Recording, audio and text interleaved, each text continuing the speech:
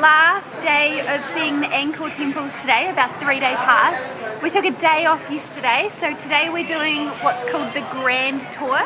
So we've come 37 k's out of town to Banteay Srei, and we're gonna go check it out.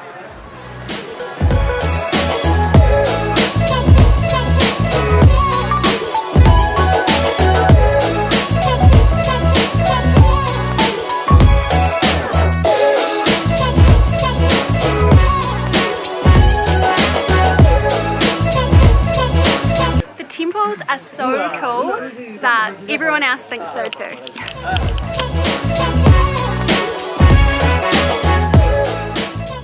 The second stop of the day is Preah Khan. I don't know how to say that. Preah Khan, I think.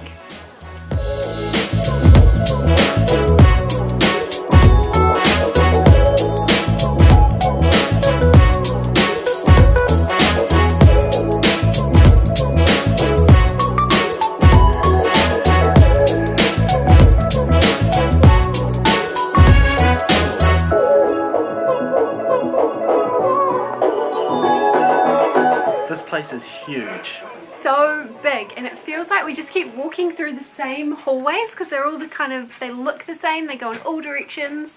Massive. It's just a big maze in here. Crazy.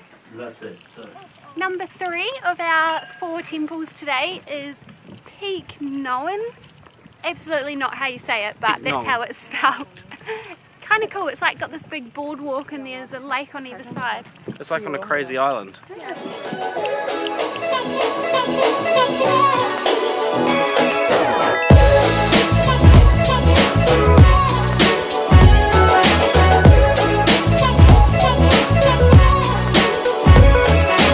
Now finally, the last one we're going to see today is East Mebon, I think.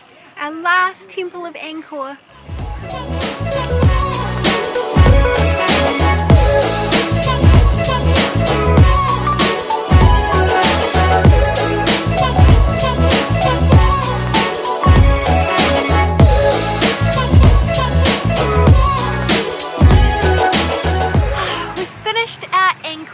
And it was so amazing, but now we can give you a full rundown of our experience, what the costs were, what we liked and didn't quite like. So if you're thinking about going, you can have a bit of a heads up. First of all, you can get either a 1-day pass, a 3-day pass or a 1-week pass. We got the 3-day pass and thought that that was perfect because 1 day's not enough, there's no way. You definitely couldn't see it in 1 day. You could see 2 out of the 3 main areas in 1 day, but it would be a long, horrible day. Too hot, it's not worth it. Yeah.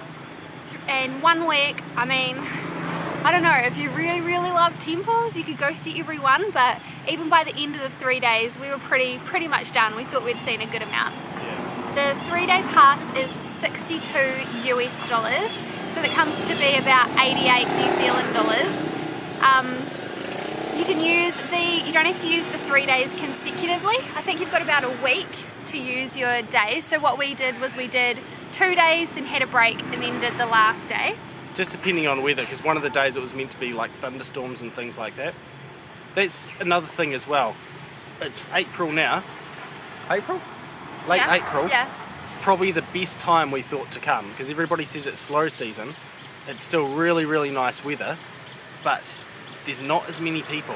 We went to one temple where there was tour bus after tour bus after tour bus, and it was a bit shit, to be honest, and that wasn't even as busy as it gets. So pick your time quite well. Don't come in the busy season. If you can handle the heat, April really is a good time to come. The only thing is, yeah, it's about 37, 38, 39 degrees every day. But if you get up early to do like the sunrise or get everything done in the morning, it's pretty bearable. The other good point is that accommodation is a lot cheaper. Accommodation, I heard the guy saying that it's usually $22 US a night, but we're getting it for $15 US a night, and it's like a probably like a 3-star hotel. It's got a pool, it's really nice. It's a really, really nice guest house. Yeah, it's so really good. April, time to come.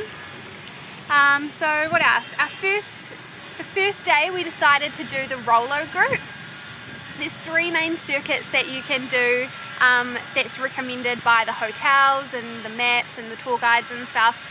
So the first day we did the Rolo group, our tuk-tuk cost us $15 US, and we went to three different temples. The Rollers group is not the most popular one for sure, but we did it first, and I recommend doing it first as well, mainly because you get to see really, really cool temples. The next one, which is the Angkor circuit, that's mind-blowing amazing. If you did that one first, everything else would be really disappointing. Yeah.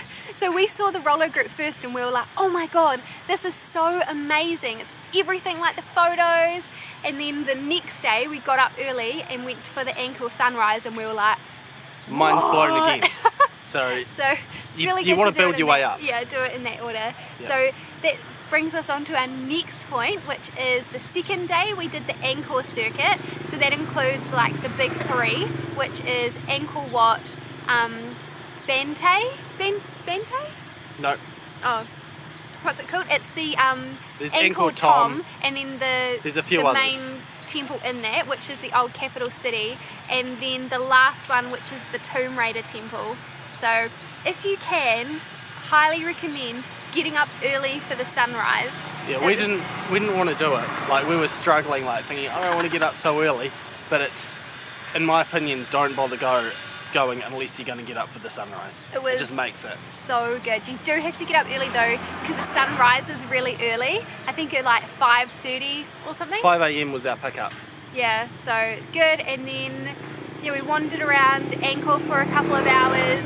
There's heaps of people watching the sunrise, but once you actually get into the middle of Angkor, everyone kind of spreads out and you don't really see that many people. So yeah, there's still lots of time for a good photo opportunity with like not too many people in it. Once again, the time of year really plays in. Yeah. And then, so that was really cool. That was $16 to do that loop. Yep, $16 US on our wee tuk-tuk. Cool. Now the third loop is what they call the big loop. Now that one is usually $17 to do that one. But for an extra 8, you can throw in, is it Banteay Srei? Banteay Srei. Banteay Srei. Banteay Srei is, I think, like 30 k's from Siem Reap, so it takes probably like an hour on the tuk-tuk to get there.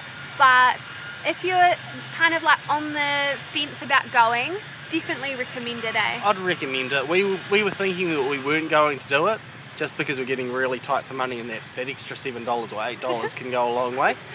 But we're glad we did, because that one had the most detail in the carvings and things like that. It was a very small temple, but really, really amazing stuff. And if you're into taking photos, you can get some really, really cool photos, because the colour of the temple isn't just like plain concrete colour. It's like a really cool like clay colour. It's cool. And that one, what'd you say, it was $25 US? 25 US. So it's optional with that loop to do the $17 for the big loop, or $25 for the big loop plus the extra. So all up, it cost about $168 US. Actually no, I think that's 168 New Zealand dollars. And then we probably spent... You spend another $10 on waters and things like that. Food, whatever. The prices are always a wee bit more higher out there for bottles of water, but you do need it. It's really hot. Yeah, and that's the only other kind of annoying thing, is that the temples are amazing and definitely worth doing, but it gets really tiring, people coming up and asking for you to buy stuff. It was actually surprisingly better than I thought. They're not inside the temples, they're just on the outsides, on the outskirts of them. I snapped at one. One thing that I did see a lot of people doing is biking to them. If you're super fit and super into it, go for it. But it's quite a far way out of town, so it's really not worth cycling for 10-15 kilometres. In like 38-degree heat? Yeah. No thank you. Anyway, so we reckon we probably spent about 200 New Zealand dollars across the 3 days for the entrance to the temples, the tuk-tuk drivers, and then like extra things like a water and something to eat. So yeah. All in all, really, really good experience. Really recommend it. If you have any questions, just leave a question in the comments and we'll try to get back to you as soon as we can. Yeah. Cool.